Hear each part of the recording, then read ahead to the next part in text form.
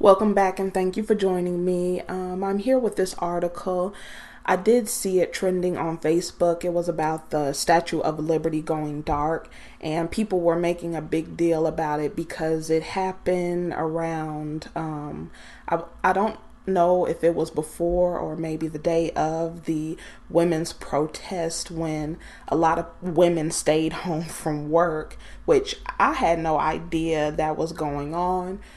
I'm here in Indiana and I didn't see women just not going to work like a lot of people just didn't show up. I didn't see that, so I didn't even know it was happening or going on. But it actually symbolized something different for me. But yeah, it did say that it was perfect timing because of the women's protest, and this is against Trump. And then here it says an ominous sign of the times, which I agree with all the black people and non-white people, being terrorized as they have been since the inception of this country.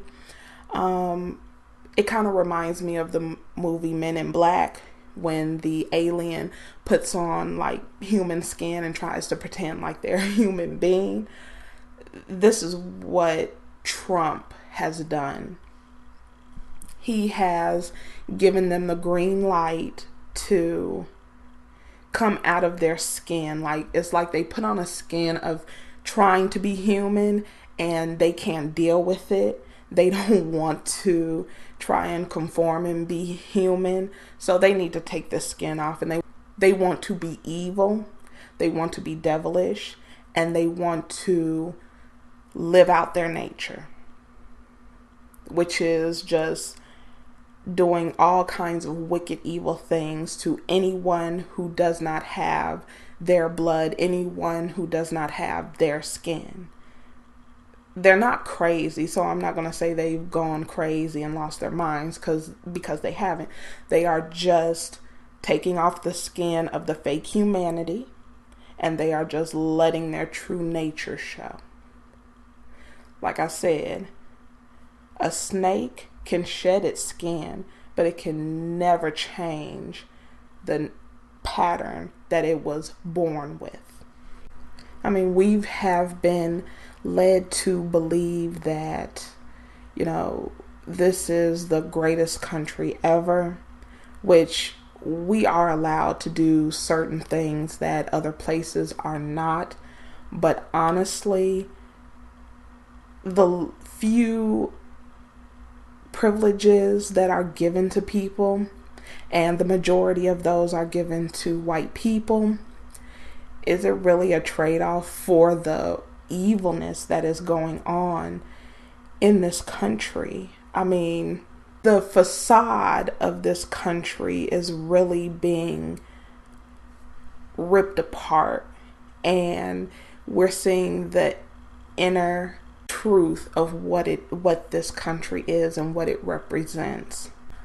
All of this patriotism, all of this honor, and all of this that we see from the Statue of Liberty all across the 50 states, all of it, the pride, the emotion that they have, even when 9/11 happened, they said they would never forget. Never ever forget. But then what do they tell us? That we need to get over slavery. Because when we look around, especially in New York, but when we look around, we see every stone, every statue, every building, everything was built on our backs, on our bones, from our blood. There was a massive slave grave found in New York when the Twin Towers went down. So when I look at something like this, when I look at the Statue of Liberty, when I look at this country and everything that is in it, it's just a reminder of all the terrorism that has happened to me and my ancestors. It's not wonderful. It's not amazing. It's like being in a horror video game. And you have to keep going over and over and over it and trying to get out, but you can never escape it. Because everything that you see, every bit of wealth, everything, all of it, America itself as a whole, was built through the terrorism, the killing, the genocide of many people. And these people hold so much pride in it. They honor it. It is a mark of, it's dignified to them.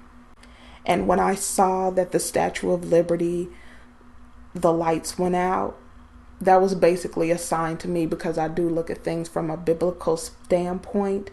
That was actually a sign to me that America is finished.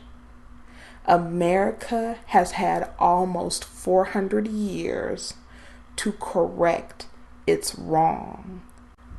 They have enjoyed so much in a short amount of time. Like I said, built on the backs of Black people, America has enjoyed so much. And they have an overabundance. So they could have apologized. They could have righted their wrongs. They could have paid reparations. But they refuse. They refuse. And I believe it's a mark of judgment upon this country. And all of the Black people who, I'm not going to say who are married to white people or anything like that. I'm going to say Black people who uphold this system. Black people who will sell their own out. Black people who will step up on the backs and faces of their own to be close to them. They're going to get swept into this. Because like it says in the Bible, we are supposed to separate ourselves. I mean, with the immigration, I think that's a form of really separating us. They are even in Kentucky, they are resegregating schools. It's good because only if Black teachers teach Black students, and then the white teachers can teach the white students. We don't need white teachers teaching Black students and it be segregated. But this is something that I have been praying for. We need to separate ourselves. And you see a lot of, adoption of Black children and things like that. And for them, they always try and paint the narrative of we're trying to hold on to them, which some are, very few. But they're really trying to hold on to us because they do not want the full judgment to come down on them. As long as we are praying for them to be forgiven, nothing's going to happen to them. As long as we try and hug and clamp onto and attach ourselves and hold on to them, the full judgment will not rain down on this country and on them. So there are things that are happening now to break us apart and start that separation process, which I believe is a good thing. A lot of people have an issue with segregation. They see it as bad. They see it as horrible.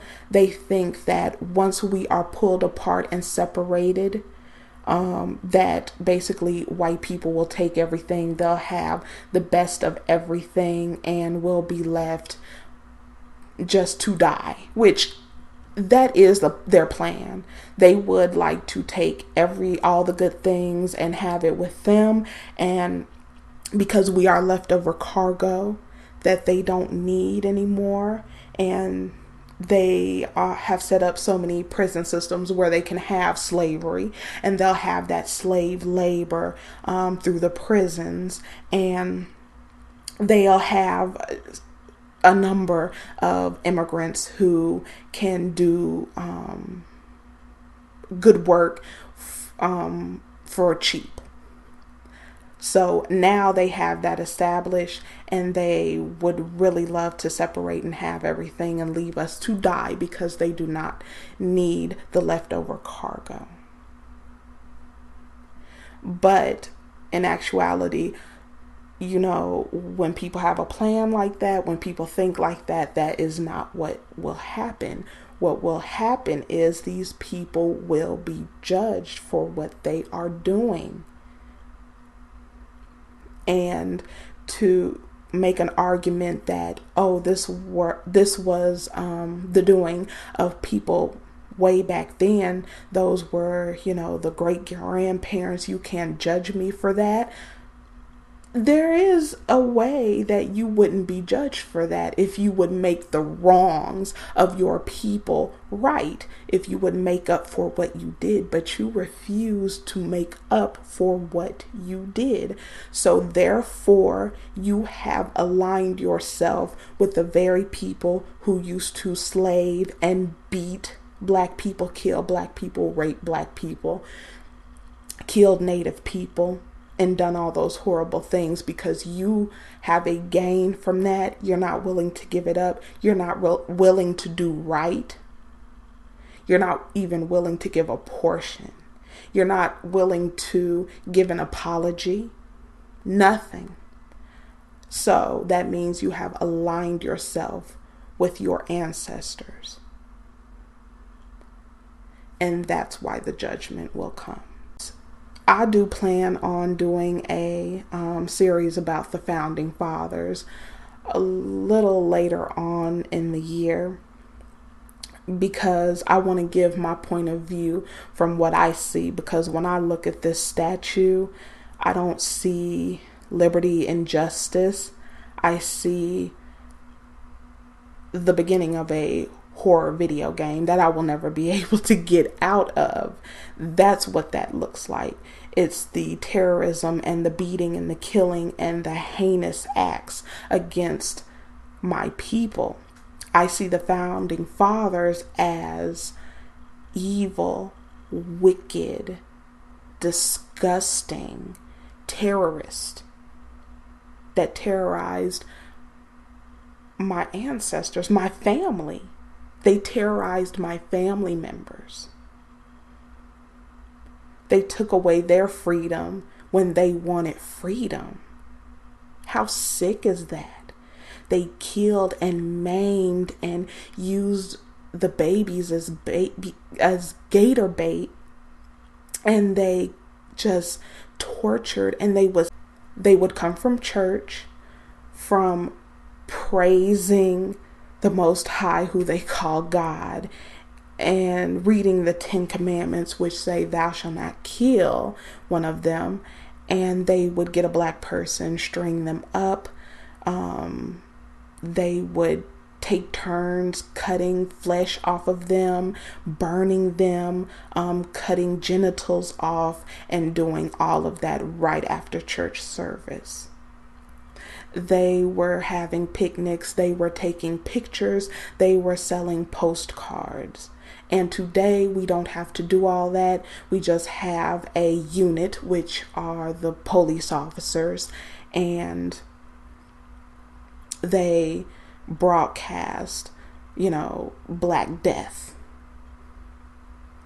No need for a postcard or to buy tickets when you can just turn on your computer and watch the video.